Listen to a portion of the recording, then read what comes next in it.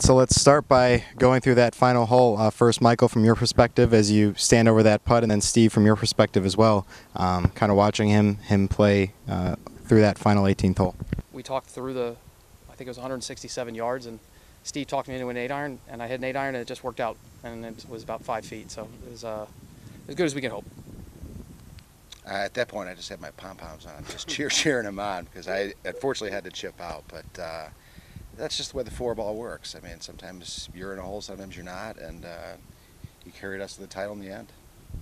Michael, you know, as you stand over that last putt, what are some of the thoughts going through your mind? How does that compare to some of the other pressure putts you've had throughout your career? Yeah, well, I think sometimes you feel more pressure in these because you've got somebody with you, and we don't even get to that point without Steve. I mean, he turned it on the backside, and you know, he flipped a 2 down into a 1 up all by himself.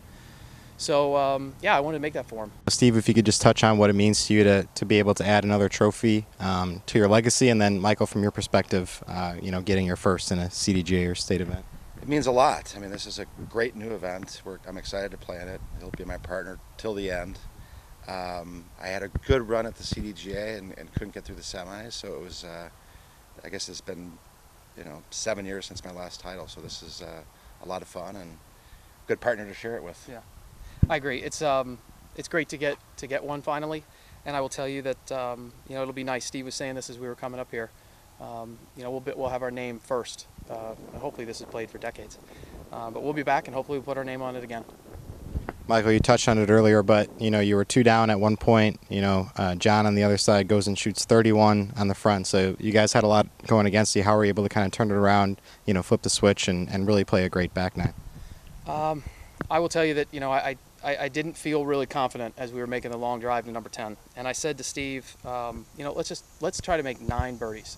I mean, somewhat jokingly, but you know, I'm going to make more birdies than you. And I think for a little bit we stopped looking at what they were doing, and then when we got to probably 15, then it was back to a match play event. I honestly believe that. And then you know, we there was some really good quality golf out there. I mean, I think we made like 18 birdies. It was really good, and at that point, what are you going to do? You can roll over, or you can keep trying to hit good shots, and that's what we try to do. You mentioned this being a new event.